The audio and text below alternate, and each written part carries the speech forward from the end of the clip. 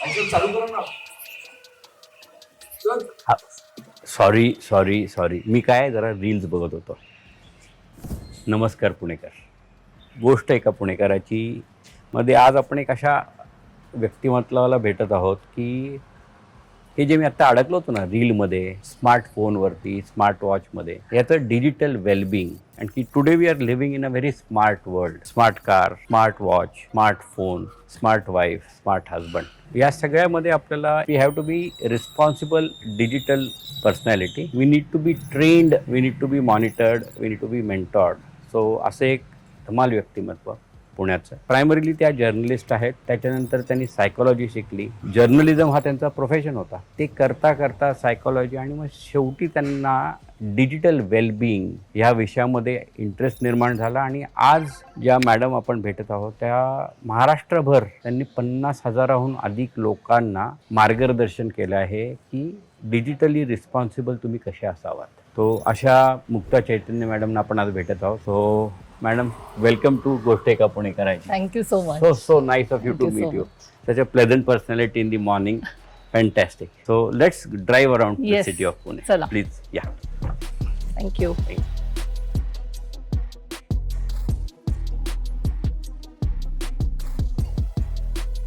So Mukta ma'am, आपली ओळख तर खूप मोठी आहे महाराष्ट्राला, पण ॲज अ मुक्ता चैतन्य तुमची सुरुवात कशी झाली की हाऊ डिड यू बिगिन?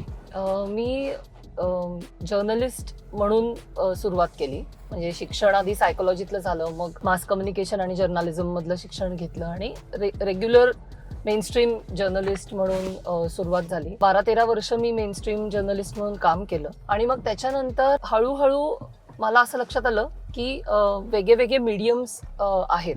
म्हणजे लक्षात आलं म्हणण्यापेक्षा आपण असं म्हणूया की प्रिंट मीडियाच्या पलीकडे जी माध्यमं आहेत ती त्यांचा उदय व्हायला लागला, जास्ती स्ट्रॉंग व्हायला लागली ती, की इलेक्ट्रॉनिक मीडिया असेल आणि डिजिटल मीडिया असेल. मी ऑर्कुट जनरेशनची आहे. म्हणजे सोशल मीडियातलं पहिलं जे सोशल मीडिया प्लॅटफॉर्म होतं ऑर्कुट जनरेशन हे मग पहिल्यांदा हो. ऑर्कुट जनरेशन म्हणजे सोशल मीडियाबद्दल आपण हल्ली खूप बोलतो किंवा आपल्याला खूप फॅमिलॅरिटीज आहेत त्याच्याबद्दल, पण ऑर्कुट हा पहिला सोशल मीडिया होता. आणि माझी जनरेशन जी त्यावेळेला साधारण 20शीत होती, ती जनरेशन पहिल्यांदा आम्ही ऑर्कुटवर गेलो. आणि आम्हाला असं लक्षात आलं की अरे, हे जग खूप भन्नाट आहे, कारण तिथे तुम्हाला जगातल्या कुठल्याही व्यक्तीशी कनेक्ट होता येत होतं. तिथे फोटो अपलोड करण्याची सोय होती, जी ह्याच्या पूर्वी असं पब्लिक प्लॅटफॉर्मवरती तुम्ही फोटो अपलोड करताय तुमचा एखादा, किंवा तिथे तुम्हाला लोकांशी गप्पा मारतायच्या, त्या सुद्धा रिअल टाइम मध्ये. तर हे सगळं माझ्या जनरेशनसाठी खूप नवं होतं. आणि त्याच्या पूर्वी असा अनुभव आम्ही कधीच घेतलेला नव्हता. म्हणजे खरं सांगायचं ना तर माझी जनरेशन फार इंटरेस्टिंग आहे, कारण आम्ही लहान होतो तेव्हा घरामध्ये टीव्ही नव्हते, रेडिओ होते. आम्ही साधारण म्हणजे मी साधारण 5वी-6वीत असताना ब्लॅक अँड व्हाईट टीव्ही घरात आला. त्याच्यानंतर अगदी 1-1.5 वर्षातच कलर टीव्ही घरात आला. मी साधारण 9वी-10वीत असताना 24 तासाचे चॅनल्स सुरू झाले. आणि मी तरुण होण्याच्या वयामध्ये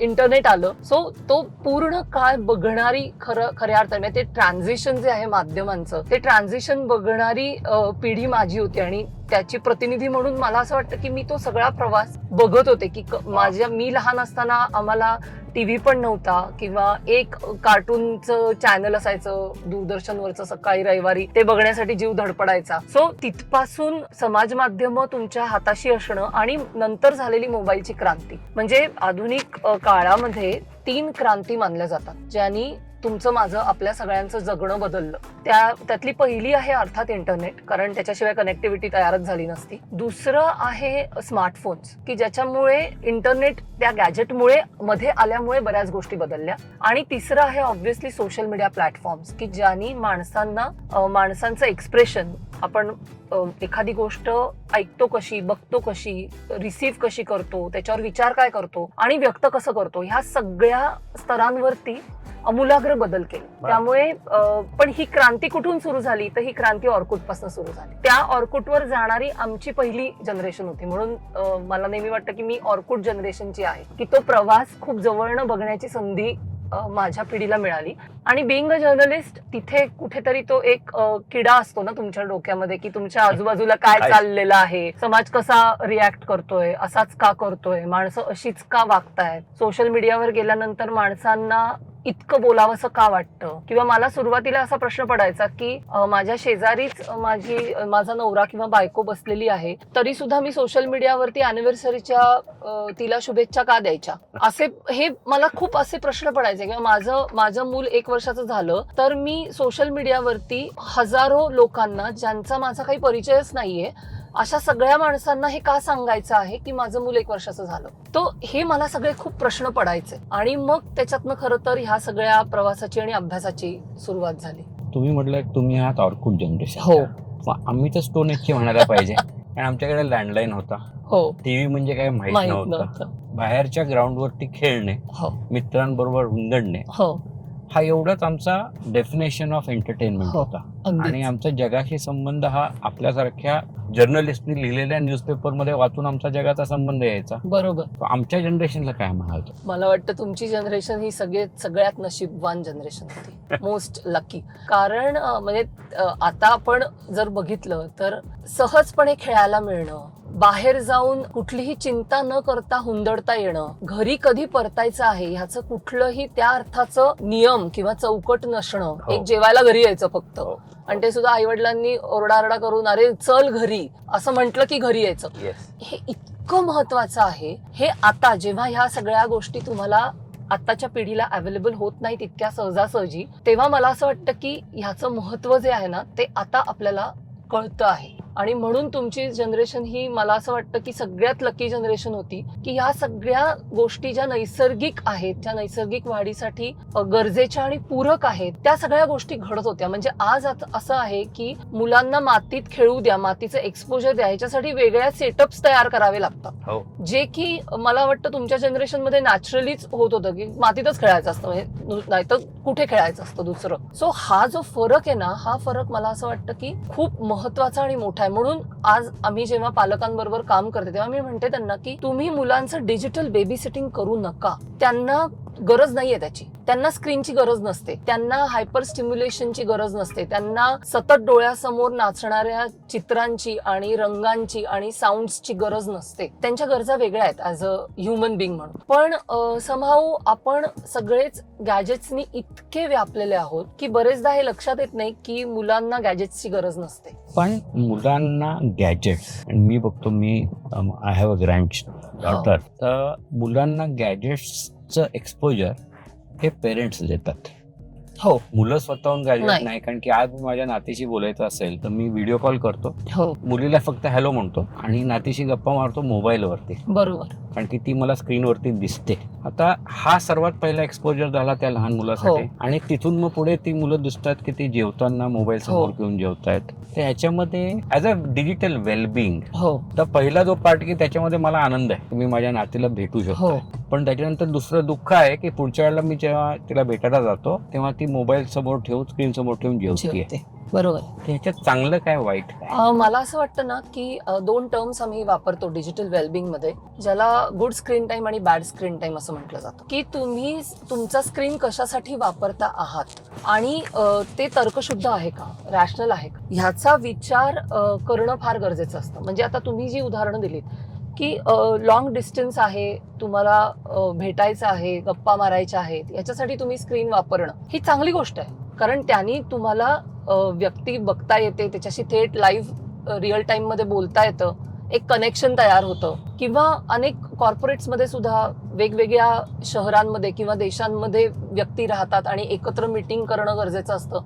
अशा वेळेला ह्या गोष्टी किंवा ही टेक्नॉलॉजी ही आपल्या फायद्याची आहे. पण जर तुम्ही टीव्ही किंवा स्क्रीन समोर बसून जेवणार असाल तर मग तो तुमचा बॅड स्क्रीन टाइम आहे. कारण त्याची गरज तुम्हाला नाहीये, ती तुमची मूलभूत गरज नाहीये, पहिली गोष्ट. दुसरी गोष्ट, मुलांच्या बाबतीत काय होतं, जेव्हा तुम्ही स्क्रीन बघत जेवता तेव्हा तुम्ही काय जेवता आहात ह्याच्याकडे तुमचं लक्ष लागत नाही. तुमच्या म्हणजे मला कायम असं वाटतं की भारतीय ताट जेवणाचं हे इतकं इतकं वैविध्याने भरलेलं आहे. त्याच्यात रंग आहेत, त्याच्यात टेक्स्चर्स आहेत, त्याच्यात सुगंध आहेत वेगवेगळ्या प्रकारचे. म्हणजे साधं उदाहरण द्यायचं झालं तर तुरीची डाळ आणि उडदाची डाळ, ती दोन्हीची आमटी केल्यानंतर त्याचं टेक्स्चर सुद्धा वेगळं आहे, त्याची चव वेगळी आहे. आता हे सगळं जर माझ्या मेंदूनी रजिस्टर करायचं असेल तर मुळात माझं त्या अन्नाकडे लक्ष असणं गरजेचं आहे. नाही तर मला हे रजिस्टरच होणार नाही की तुरीची डाळ कुठली आहे आणि उडदाची डाळ कुठली आहे आणि मेथी कशाला म्हणतात आणि पालक कशाला म्हणतात. हे रजिस्टर मला होऊ शकणार नाही जर मी माझं लक्ष नसेल अन्नाकडे.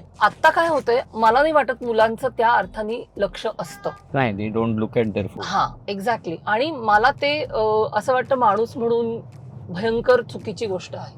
तुम्ही जे अन्न खाताय त्याच्याकडे तुम्ही बघणं आवश्यक आहे. तुम्ही काय खाताय, तुम्ही कसं खाताय, किती खाताय. मला अनेक मुलं अशी माहिती आहेत की जी स्क्रीन समोर असतो तेव्हा 3-3 पोळ्या खातात, स्क्रीन काढला की ते एक पोळी पण नाही खात. म्हणजे त्या मुलाला हे समजतच नाही की त्याची ओरिजिनल भूक किती आहे. तो फक्त खातोय जस्ट मेकॅनिकल ऍक्शन केल्यासारखं. आणि मग त्याच्यातनं ओव्हर इटिंग, ओबेसिटी, हे सगळे मुद्दे सगळं एकमेकांशी संबंधित आहे. म्हणून आम्ही नेहमी असं म्हणते की जेव्हा तुम्ही डिजिटल वेलबिंगचा विचार करता तेव्हा कायम डोक्यात हे ठेवा की आता मी जो स्क्रीन बघतेय ते चांगला स्क्रीन आहे माझा का it's a bad screen time, कशात मोडतो आहे. हे तुम्ही जर सतत स्वतःला शिकवू शकलात ना तर बऱ्याच गोष्टी सोप्या होतात. मग तुम्ही हे जज करायला लागता की मला आता गरज आहे का, नाही, मग हे बाजूला ठेवा. माझ्या मुलांना आता याची गरज आहे का, नाही, मग हे बाजूला ठेवा. मग मुलांना पुस्तक वाचून जेवायला घालता येऊ शकतं का, बागेतल्या गोष्टी दाखवून जेवायला घालता येऊ शकतं का, झाडं दाखवून, जे पूर्वी होतच होतं ना, झाडं दाखवून, चिवकाऊ दाखवून, हेच दाखवून जेवण होत होती मुलांची. आणि ते जास्त योग्य आहे कारण मुलं सभोवताल जो आहे तो ऑब्झर्व करायला त्याच्यातनं शिकतात, ज्याला आम्ही भवताल भान म्हणतो. की तुमच्या आजूबाजूचा निसर्ग कसा आहे, तुमच्या आजूबाजूच्या बिल्डिंग्स कशा आहेत, आवाज कुठले येत आहेत, माणसं कुठली जात आहेत आजूबाजूनी, ह्याचे रेफरन्सेस मेंदूला मिळणं अत्यंत गरजेचं असतं. हे सगळं जातं निघून जेव्हा तुम्ही स्क्रीन बघत असता. तुम्हाला आवाज ऐकू येत नाहीत, तुम्हाला लांबच्या गोष्टी दिसत नाहीत, तुम्ही एका बंदिस्त चौकटीमध्ये तुमचा मेंदू अडकल्यासारखी परिस्थिती तयार होते. आणि म्हणून पण स्क्रीन समोर बसून जेवणं किंवा अभ्यास करणं या सगळ्या गोष्टीनं शक्यतो टाळल्या पाहिजेत. म्हणजे जेवणं तर टाळलंच पाहिजे, अभ्यास सुद्धा जर शक्य असेल मुलांना तर तो त्यांनी टाळला पाहिजे, असं मला तरी आजवरच्या अनुभवानंतर वाटतं. आता आपण बोलताना मेंदूचा कार्य हो डिजिटल बघताना काही वेगळ्या पद्धतीने हो. करता. तर मागे एकदा आपल्याशी बोलताना आपण म्हटलं होतं की there is something a term called digital autism. हो. कारण की इथे पुण्यामध्ये एक संस्था आहे प्रसन्न ऑटिझम सेंटर. हो. तिथं जर तुम्ही गेलात तर काय असतं ऑटिझम तुम्हाला बघून, तुम्हाला जर रडायचं असेल ना मनापासून तर तुम्ही तिथे जावा. बरोबर. पण हा आता जो डिजिटल ऑटिझम मी पहिल्यांदा ऐकला शब्द हो. आपल्याकडनं, हा काय आहे, हा what is this brain fog? Actually याच्यावरती जगभर खूप संशोधन चालू आहे आता. आणि आजार म्हणून त्याला अजून आयडेंटिफिकेशन त्यांनी दिलेलं नाही. पण अनेक संशोधनांमध्ये असं लक्षात आलंय की ज्या मुलांचा स्क्रीन टाइम खूप जास्त असतो, ओव्हर एक्सपोजर असतं, त्या मुलांमध्ये ऑटिझमचे सिम्पटम्स दिसतात. आणि ज्या क्षणी त्यांचा स्क्रीन टाइम आपण कमी करतो पर्पजफुली आणि डिजिटल वेलबिंग कडे त्यांना घेऊन जातो, बरोबर, तेव्हा त्यांच्यामधले जे ऑटिझमचे लक्षणं आहेत ती कमी कमी व्हायला लागतात. अशी ऑब्झर्वेशन्स अनेक संशोधनांमध्ये आता दिसू लागले. त्यामुळे ती टर्म खरं तर आली, व्हर्च्युअल ऑटिझम किंवा डिजिटल ऑटिझम. मला असं वाटतं की होतं काय की जेव्हा तुम्ही खूप जास्त एक्सपोज असता स्क्रीनला तेव्हा कॉन्सन्ट्रेशन वरती परिणाम होतो, रिफ्लेक्सेस वरती परिणाम होतो. सतत तुम्ही जर स्क्रीन बघत असाल तर तुम्हाला तुमची भाषा बदलते. कॉग्निटिव्ह डेव्हलपमेंट मध्ये अनेक अडथळे तयार होतात, हे तर सिद्धच झालेलं आहे. त्याच्यामुळे मला असं वाटतं की ती लक्षणं दिसायला लागतात ऑटिझमची. का आपण आपल्या मुलांना त्या सगळ्या प्रोसेसमध्ये ढकलायचं, असं मला कायम वाटतं की आपण हे इतपत जागरूक असणं गरजेचं आहे आता आपल्यावरती स्क्रीनचे काय परिणाम होता आहेत. म्हणजे मी अगदी कायम हे म्हटलंय की मी स्क्रीन विरोधी व्यक्ती नाही, मी इंटरनेट विरोधी व्यक्ती नाही. मी माझ्या कुठल्याही सेशन्समध्ये कधी असं सांगत नाही की तुम्ही आता संन्यास घ्या इंटरनेटपासनं आणि मोबाईल वापरू नका वगैरे वगैरे. माझं म्हणणं एकदम क्लिअर आहे की बॅलन्स गरजेचा आहे. तुम्ही जे वापरताय ते का वापरताय, कुठे वापरताय, कशासाठी वापरताय, किती वापरताय, आणि त्याचा तुमच्यावरती काय परिणाम होतो आहे याच्याबद्दलची जागरूकता, सेल्फ अवेअरनेस, ही गोष्ट जोपर्यंत आपण समजून घेत नाही तोपर्यंत ह्या सगळ्याचे परिणाम स्वतःवर, मुलांवर, कुटुंबावर आपण टाळू शकणार नाही. नाही, पण हा कंट्रोल किंवा हे समजणे, ही डेफिनेशन काय की हे बरोबर आहे आणि हे चूक आहे? सिंपल गोष्ट असते. आम्ही 5 गोष्टी सांगतो की समजा तुम्हाला तुमचा स्क्रीन टाइम चांगला आहे का वाईट आहे हे ठरवताना अडचण येत असेल हो. तर तुम्ही 5 गोष्टी मोजून बघा की तुम्ही का बघताय. लॉजिकल रिझन आहे का? मला आता कंटाळा आलाय म्हणून मी बघते, मी खूप स्ट्रेस्ड आउट आहे म्हणून मी बघते का? माझं सगळं काम करून झालेलं आहे आणि आता मला रिलॅक्स व्हायचं आणि मी एक एपिसोड बघणार आहे म्हणून मी बघते आहे. सो जिथे माझं सगळं काम करून झालेलं आहे, माझ्या सगळ्या दिवसाच्या प्रायोरिटीज संपलेल्या आहेत, मी माझे जे काही ऑफिसचे किंवा अभ्यासाची कामं असतील, शाळा असेल, कॉलेज असेल, व्हॉट एव्हर, हे सगळं मी कम्प्लीट झालेलं आहे माझं आणि आता माझ्याकडे 2 तास रिकामे आहेत आणि मला आता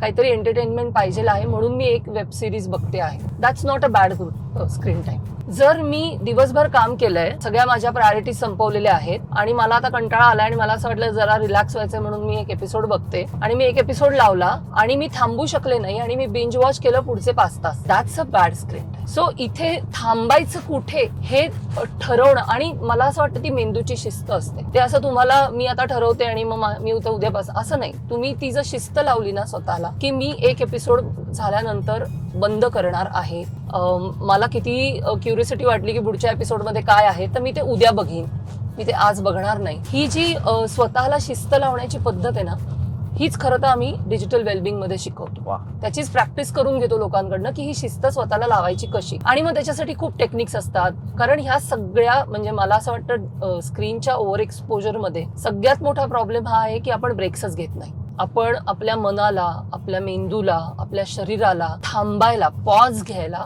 फुरसतच देत नाही. ती कशी द्यायची हेच खरं तर आम्ही शिकवतो, कारण तेच ह्याचं काय म्हणू आपण त्याचा गोषवार आहे. कारण पॉझेस नाही घेता आले तर अवघड होऊन जातं. आपण आता जो बिंज वॉच हा जो शब्द वापरला त्याचा मी स्वतः एक विक्टिम आहे. मी आय थिंक अबाउट 1 वर्ष झालं असेल, रात्री 2 वाजेपर्यंत आय वॉज ऑन रील्स आणि I did not realise what I was doing. मला काही माहित नाही मी काय बघत होतो, पण देन आय रिअलाइज काहीतरी मी चूक केली आहे. त्या रात्री झोपण्याच्या आधी मी माझ्या मोबाईलवरून आणि माझी अकाउंट्स, फेसबुकचे आणि इन्स्टाचे अकाउंट मी डिलीट केली.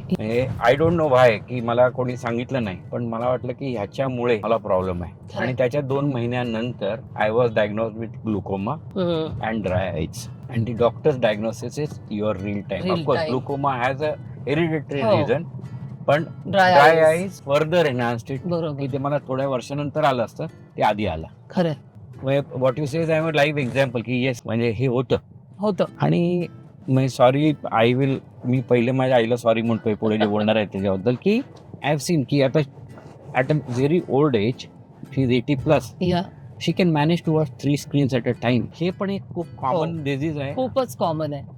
मल्टीस्क्रीन is a very common thing. कारण होतं कसं, मोबाईल कॉन्स्टंट आपल्या जवळच असतो, म्हणजे तो तर आपल्याला सोडून कुठे जातच नाही. आणि मग आपण टॅबवर असतो किंवा टीव्ही बघत असतो किंवा लॅपटॉप आपल्या समोर असतो. सो आपण कॉन्स्टंटली मल्टी गॅजेट्स वरतीच असतो, मल्टी स्क्रीन्स वरतीच असतो. आणि मी टीनेजर्स मध्ये पण हे खूप बघितलंय की हातामध्ये मोबाईल आहे तुमच्या, तुम्ही रील्स बघताय किंवा चॅट करताय आणि टीव्ही चालू असतो किंवा टॅब चालू असतो किंवा अजून कुठला तरी सेकंड स्क्रीन चालू असतो. आता ह्याच्यामध्ये होतं काय, आपण हे लक्षात घेतलं पाहिजे की जेव्हा आपण मल्टी स्क्रीन असतो तेव्हा हायपर स्टिम्युलेटेड असतो. कारण सगळीकडनंच आवाज ऐकू येतात, सगळीकडनंच काहीतरी व्हिज्युअल्स रन होत आहेत, सगळीकडनंच काहीतरी कम्युनिकेशनचं सिग्नल्स येत आहेत मेंदूकडे. आणि हायपर स्टिम्युलेशनमुळे मेंदू थकतो, ज्याला डिजिटल फटीग असं म्हणतात. की माणसांना दमायलाच होतं, कळतच नाही की आपल्याला कशाने दमायला होतंय. आणि ती दमणूक जी आहे ना, ती इतर कुठल्याही दमणुकीपेक्षा फार जास्त घातक आहे. कारण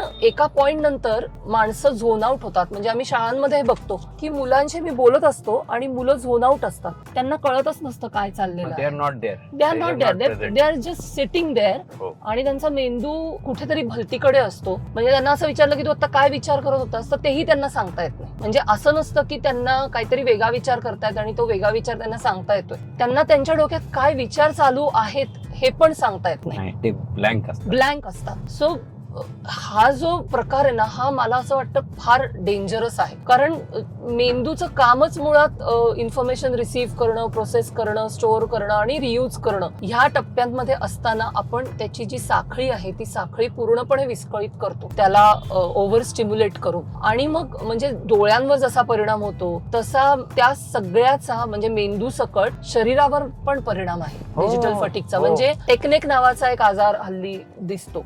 टेक्नेक म्हणजे होतं काय, आपण असे असतो टेक्निक. ओके. असे गॅजेट. सो ही मानेची सतत पोझिशन अशी राहून राहून ती मान मोडेल म्हणजे एखाद दिवशी. किंवा टेक थंब हा पण एक आहे की सतत मुलं असं असं असं असं करत असतात. किंवा जेव्हा तुम्ही गेमिंग मध्ये असता तेव्हा तुमची बोटं अशी असतात. सो तासन तास जर बोटं अशी राहणार असतील तर ती अखडतात, जॉईंट्सचे त्रास तयार होतात, अंगठ्याच्या जॉईंट्स मध्ये प्रचंड वेदना. हे सगळे आजार कशातनं येत आहेत, तर हे सगळे आजार ज्या पद्धतीने आपण स्क्रीन कन्झ्युम करतो आहोत त्याच्यात नाही. मध्ये डिजिटल फटीग असेल, ब्रेन फॉग असेल किंवा टेक थंब सारखे आजार असतील, तर हे सगळं त्या स्क्रीनशी इतकं जवळून जोडलेलं आहे. आणि म्हणून तो बॅलन्स गरजेचा आहे की कुठे थांबायचं. माझं शरीर मला सांगतंय की थांब, तर तिथे थांबता आलं पाहिजे. अदरवाईज मग आहेच इंटरनेट ऍडिक्शन आहे, सोशल मीडिया ऍडिक्शन आहे, गेमिंग ऍडिक्शन आहे, रील ऍडिक्शन आहे. हे सगळं पाठोपाठ येतच त्याच्या.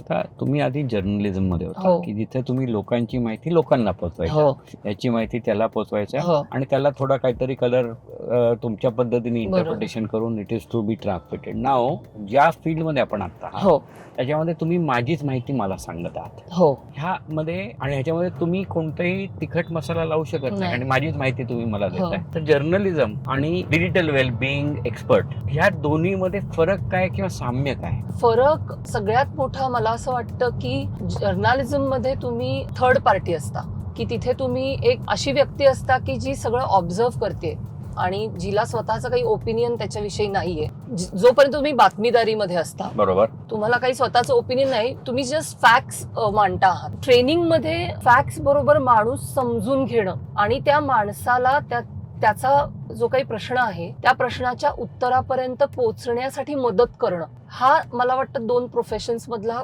खूप मोठा फरक आहे. की तिथे मला ॲज अ जर्नलिस्ट माझ्यावर ही जबाबदारी नाही की मला माझ्या वाचकाच्या प्रश्नांची उत्तरांपर्यंत त्याला पोहोचवायचं आहे. माझ्यावरती एवढीच जबाबदारी आहे की त्याला फॅक्ट्स द्यायचे आहेत, मग त्याचा प्रवास तो करेल. ओके, फक्त त्याला माहिती माहिती पुरवायचे, फॅक्ट बेस माहिती पुरवायचे की जे चालू आहे त्याच्यातले जे काही वेगवेगळे अँगल्स आहेत, हो. त्या अँगल्सची फॅक्ट्स ज्या काही आहेत त्या फक्त मला पुरवायच्या आहेत. ट्रेनिंग मध्ये तसं नसतं. ट्रेनिंग मध्ये किंवा डिजिटल वेलबिंग मध्ये माझ्याकडे येतात माणसं कारण ती प्रश्न घेऊन येतात आणि त्यांना उत्तराची अपेक्षा असते. उत्तराची अपेक्षा असते का सोल्युशनची, लाईफचा त्या प्रॉब्लेमचा सोल्युशनची अपेक्षा? नाही, दोन्ही असतं. बरेचदा उत्तराची पण अपेक्षा असते रेडीमेड. मग त्यांना हे सांगायला लागतं की मी रेडीमेड उत्तर देणार नाही, कारण असं रेडीमेड उत्तर नसतं. बरोबर. कारण प्रत्येकाचा प्रवास, प्रत्येकाचे सर्कमस्टन्सेस, अनुभव हे वेगळे आहेत. त्यामुळे मी तुम्हाला मदत करू शकते तुमच्या उत्तरापर्यंत पोहोचायचं कसं ह्याच्यासाठी.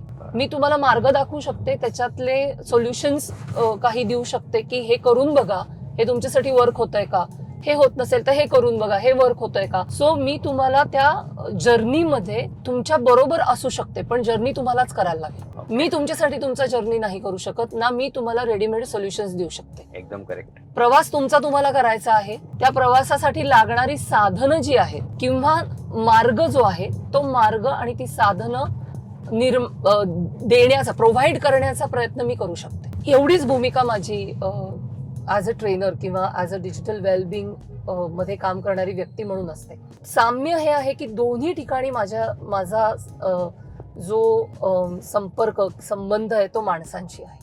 खूप महत्वाचा. की तिथेही मला माणसांसाठी काम करायचं आहे, करत होते म्हणजे मी, किंवा आजही मी जेव्हा काही थोडंफार फ्रीलान्सिंगचं काम करते त्याच्यामध्ये माणसांसाठीच ते काम आहे आणि इथे सुद्धा माणसांसाठीच काम आहे. सो साम्य मला असं वाटतं की सगळ्यात मोठं की दोन्ही प्रोफेशन्समध्ये मी माणसांशी कनेक्टेड आहे आणि माणसांच्या जगाबद्दल काहीतरी आपण करतो आहोत किंवा करायला पाहिजे ह्या भावनेतूनच दोन्ही टप्प्यांमध्ये मला असं वाटतं काम झालं माझं किंवा होतंय. आणि मग journalism to digital wellbeing expert हे ट्रान्झिशन का केलं तुम्ही तुमच्या प्रोफेशनमध्ये? मी जेव्हा नोकरी करत होते तेव्हाच मी जसं म्हणलं की ऑर्कुटवरनं तेव्हा फेसबुक आलं आणि मी ऑर्कुटवरनं फेसबुकवरती गेले. सगळेच गेले कारण ऑर्कुट बंद झालं आणि फेसबुक आलं. सो त्या ट्रान्झिटमध्ये बिंग अ जर्नलिस्ट बऱ्याच गोष्टी ऑब्झर्व करत होते की काय चाललंय, कसं चाललंय, का लोक रिॲक्ट करतायत वगैरे वगैरे. आणि मग मला असं लक्षात आलं की मराठीमध्ये याच्याविषयी कोणीच लिहित नाहीये किंवा बोलत नाहीये. लोकांना हा विषय माहितीच नाहीये. मग मी माझा पहिला कॉलम जो होता तो लिहिला, कनेक्ट नावाचा होता. आणि मला असं वाटत होतं की तेव्हा फक्त सोशल मीडियाबद्दल लिहिला होता मी, की मला असं वाटत होतं की सोशल मीडियाचं जग जे आहे ते थोडंसं उलगडून मराठीमध्ये सांगायला पाहिजे. तोपर्यंत इंग्लिशमध्ये बऱ्यापैकी कॉन्टेंट तयार व्हायला सुरुवात झाली होती, हिंदीमध्ये पण काही प्रमाणात होता, पण मराठीमध्ये सोप्या भाषेत आणि त्यातल्या टर्म्स पटकन समजतील अशा पद्धतीने त्याची मांडणी करणारा कॉन्टेंट नव्हता. सो मग मला असं वाटलं की हे सांगायला पाहिजे, म्हणून मग मी लेखमाला लिहिली, जी खूप पॉप्युलर झाली, प्रचंड चालली ती आणि प्रचंड लोकांना आवडली. त्याच्यानंतर मला असं लक्षात आलं की मराठीत काहीच होत नाहीये ह्या विषयाला घेऊन. म्हणजे लेख हा एक भाग झाला, पण मराठी वाचकांना समजेल अशा पद्धतीने ह्याची मांडणी कोणीच करत नाही. म्हणून मग मी असं ठरवलं की आपल्याला जेवढं समजतंय तेवढं आपण लिहायला लागूया, बोलायला लागूया त्याच्याबद्दल. हे करत असताना मला असं वाटलं की नुसतं मला जेवढं समजतं आहे तेवढंच करून चालणार नाही, तर थोडंसं पुढच्या टप्प्यात जाऊन काही आपल्याला ह्याच्याबद्दलचं प्रशिक्षण घेता येतंय का, काही माहिती अजून ऍडिशनल मिळू शकते का, याच्यासाठी प्रयत्न करायला पाहिजे. मग मी थोडं इंटरनेटवरती सर्च केल्यावर मला एक खूप अमेझिंग कोर्स सापडला, युनिव्हर्सिटी कॉलेज ऑफ लंडनचा व्हाय वी पोस्ट म्हणून असा कोर्स आहे. आणि तो जगप्रसिद्ध मानववंशशास्त्रज्ञ डॅनियल मिलर यांनी तयार केलेला आहे आणि it's a anthropological study of social media. मुक्ताताई, तुम्ही एक खूप चांगला उपक्रम चालू केला की ज्याला नाव पण खूप छान दिलंय की सायबर मैत्र. हो. So what was the concept, origin कुठून झालं आणि त्याच्यामध्ये तुम्ही काय शिकवता, कारण की हे तुम्ही महाराष्ट्रभर शिकवता लोकांना? हो. सायबर मैत्र ऍक्च्युली काय झालं की जेव्हा मी लेख लिहित होते, पॉडकास्ट केला, हे सगळं करत असताना माझ्या असं लक्षात आलं की नुसतं लेख लिहून आणि पॉडकास्ट करून उपयोगाचं नाही. आपल्याला लोकांपर्यंत जाऊन पोचलं पाहिजे आणि पुण्या मुंबईच्या बाहेर जाणं गरजेचं आहे.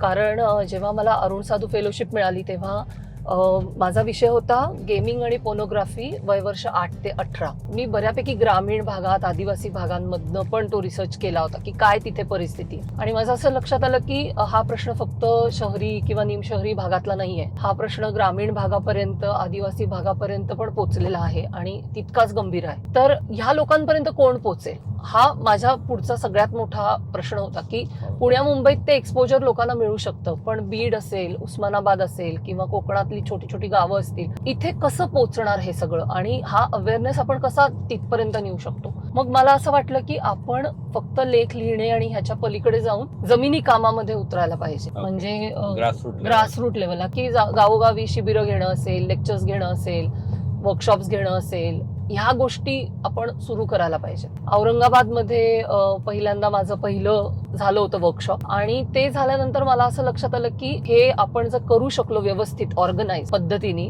तर ह्याचा फायदा लोकांना होऊ शकेल. आणि म्हणून मग एखादी काहीतरी संस्था असावी ह्या दृष्टीने विचार केल्यानंतर मला असं लक्षात आलं की काय आपण काम करतोय, तर सायबर जगाशी मैत्री कशी करायची नेमकी आणि ते नातं योग्य पद्धतीने कसं असलं पाहिजे याच्याबद्दल आपण बोलतोय आणि हे आपण लोकांपर्यंत पोहोचवण्याचा प्रयत्न करतोय. म्हणून मग ते सायबर मैत्र असं नाव मला सुचलं. आणि माझ्या मेंटॉर आहेत ॲडव्होकेट वैशाली भागवत म्हणून, she is a very senior cyber मधल्या लॉयर आहेत. तर त्यांना मी म्हटलं की असं माझ्या डोक्यात आहे हे नाव, आणि तर त्यांनी मला खूप पाठिंबा दिला. त्या कायमच म्हणजे माझ्या पाठीशीच असतात आणि त्या म्हणल्या की तू कर आणि तुला जी काय मदत लागेल ती मदत मी जरूर करीन तुला. सो तिथून मग सायबर मैत्रचं काम सुरू झालं. गेली साधारण 7-8 वर्ष झाली. कोविडच्या थोडंसं आधी आम्ही सुरू केलं होतं सायबर मैत्रचं काम आणि मग नंतर हळूहळू ते वाढतच गेलं आणि इतकं वाढत गेलं आता की जवळपास 50,000हून अधिक लोकांपर्यंत महाराष्ट्रभर जाऊन, अगदी छोट्या मोठ्या गावांमध्ये जाऊन सुद्धा आम्ही कार्यशाळा घेतल्या, लेक्चर्स घेतलेली आहेत. छोट्या छोट्या गावांमधल्या शाळांमध्ये 9वी-10वीच्या मुलांसाठी आम्ही काम केलेलं आहे. आता मी 2-3 वर्षापासून एक प्रयोग केला आणि जो खूप छान झाला. एक असं लक्षात आलं की एखादं लेक्चर घेऊन उपयोग होत नाही, कारण शाळा 1-2 तास काढू शकते, त्याच्यापेक्षा जास्ती वेळ शाळांना पण काढणं शक्य नसतं. आणि मग त्या 2 तासामध्ये एवढा सगळा मोठाच्या मोठा विषय मुलांना शिकवायचा किंवा त्यांचं वर्कशॉप घ्यायचं, तर त्याचा इम्पॅक्ट एक 8-10-15 दिवस राहतो आणि मग तो इम्पॅक्ट हळूहळू कमी होतो. तर ह्याच्यावरती उपाय काय करता येईल, तर आपल्याला रेग्युलर करिक्युलम तयार करून मुलांना दर महिन्याला काही ना काहीतरी शिकवत राहणं, ही प्रोसेस करता येईल का, की जेणेकरून 2 तासाच्या वर्कशॉपमध्ये सगळं कव्हर करण्याचा लोड मुलांवर येणार नाही, समजून घेण्याचा, आणि कंटिन्युअस डायलॉग राहील मुलांबरोबर वर्षभर. तर ऊर्जा गुरुकुल म्हणून अहमदनगर अहिल्यानगर ऊर्जा गुरुकुल म्हणून अहिल्यानगर मधली शाळा आहे. सो त्यांनी पुढाकार घेतला ह्या प्रयोगासाठी आणि ते म्हणले की आपण आमच्या शाळेत करूया.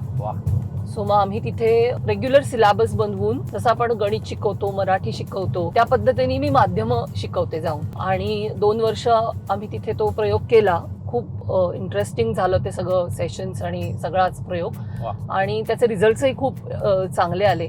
आणि मग 2 वर्षानंतर मी हस्तांतरित केला, म्हणजे पुढे शाळेनी त्यांचं चालवावं. आणि आता मी डोंबिवलीमध्ये एक शाळा आहे साऊथ इंडियन असोसिएशनची, तिथे सेम फॉर्मॅटमध्ये आम्ही 3री ते 10वीच्या विद्यार्थ्यांना शिकवतो. आणि इथे एक वेगळा प्रयोग असा आहे डोंबिवलीच्या शाळेत, की आम्ही वर्गावर जाऊन तास घेतो. म्हणजे ऊर्जा गुरुकुलमध्ये आम्ही काय करायचो की एक सगळ्या मुलांना एकत्र आणून एक लेक्चर असा फॉर्मॅट होता. पण इथे विद्यार्थी संख्या बरीच मोठी आहे, त्यामुळे आम्ही इथे काय करतो की जशी गणिताच्या टीचर येतात, गणित शिकवून जातात, मराठीच्या टीचर येतात, मराठी शिकवून जातात, तशी माध्यमाचा तास असतो डिजिटल लिटरसीचा. आणि मग तेव्हा आम्ही वर्गांवरती जातो आणि प्रत्येक वर्गावरती तास घेतो आणि मुलांना मग त्याच्यामध्ये अगदी इंटरनेट म्हणजे काय, अल्गोरिदम बायस काय असतो, किंवा सायबर क्राईम म्हणजे एक्झॅक्टली काय असतं, ऑनलाईन स्पेसमध्ये अनोळखी लोकांशी बोलताना काय गोष्टींची काळजी घेणं गरजेचं आहे, रेड फ्लॅग्स कसे आयडेंटिफाय करायचे, किंवा थोडी मोठी मुलं असतात 9वी-10वीची, त्यांना ऑनलाईन डेटिंग बद्दल त्यांच्याशी कॉन्व्हर्सेशन करणं, अडल्ट कंटेंट बद्दल कॉन्व्हर्सेशन करणं, असे वेगवेगळे टॉपिक्स घेऊन आम्ही दर महिन्याला त्या मुलांबरोबर कॉन्व्हर्सेशन करतो, त्यांना प्रशिक्षित करतो. जेणेकरून जेव्हा ते मोबाईल हँडल करतील, वापरतील, त्याच्यामधल्या वेगवेगळे ऍप्स बघतील, तेव्हा त्यांना हे समजलं पाहिजे की आपण काय जगाशी डील करतो आहोत. आणि मग माझा असा अनुभव आहे की मुलांना जर तुम्ही हे सांगितलं ना ह्याचे दुष्परिणाम काय होऊ शकतात, तर मुलं खूप अवेअर्डली आणि सेन्सिबली ह्या गोष्टी वापरायला सुरुवात, रिसेप्टिव्ह होतात आणि जागरूक होतात. कारण शेवटी माणूस आहे ना, स्वतःला सिक्युअर करणं ही त्याची पहिली जबाबदारी किंवा पहिली इन्स्टिंक्ट असते की मी मला स्वतःला सुरक्षित ठेवलं पाहिजे. तर कशापासनं तुला स्वतःला सुरक्षित ठेवायचं आहे हे एकदा मुलांना सांगितलं ना की ते आपोआप त्यांचं बिहेवियर पॅटर्न्स जे आहेत ते बदलायला सुरुवात होते. त्यामुळे मला कायमच असं वाटत होतं की माध्यम शिक्षण हा विषय जो आहे तो खूप सिरियसली घ्यायला पाहिजे, जो आपल्याकडे खूप ऑप्शनल झालेला आहे. पण ह्या निमित्ताने काही शाळा अशा पण येत आहेत पुढे की ज्या हे माध्यम शिक्षणाचे वर्ग जे आहेत ते शाळेमध्ये चालवण्यासाठी तयार झालेले आहेत. आणि त्याच्यामुळे आता जवळपास 2500 मुलांबरोबर मी महाराष्ट्रभर काम करते आहे, की जिथे जाऊन मी मुलांना रेग्युलर वर्ग आम्ही घेतो मुलांचे. म्हणजे जसा नागरिक शास्त्र किंवा सिविक्स हा एक सब्जेक्ट आहे, तसा पाहिजे हा सब्जेक्ट आणि शासनानेच करिक्युलम मध्ये ऍड करायला पाहिजे. खरं तर करायला पाहिजे, पण आता जे शासनाने ऍड केलेलं आहे ते फक्त सायबर क्राईमशी निगडीत गोष्टी आहेत. पण त्याच्यापेक्षा बऱ्याच गोष्टी वेगळ्या आहेत की ज्या मुलांना माहिती असायला पाहिजे. जसं मी म्हटलं की अल्गोरिदम बायस काय असतो, एंगेजमेंट इकॉनॉमी काय असते, इंटरनेट ऍडिक्शन काय असतं, किंवा इन्फ्लुएन्सर इकॉनॉमी कशी चालते, तुम्ही चॉईसेस जे करता ते तुम्ही करता का अल्गोरिदम बेस्ड चॉईसेस असतात, ह्या गोष्टी मुलांना कळणं गरजेचं आहे. फक्त सायबर क्राईम कळून उपयोगाचा नाहीये. करेक्ट आहे. युजर म्हणून ह्या सगळ्या गोष्टी मुलांना समजायला पाहिजेत, पण त्या आता करिक्युलम मध्ये नाही.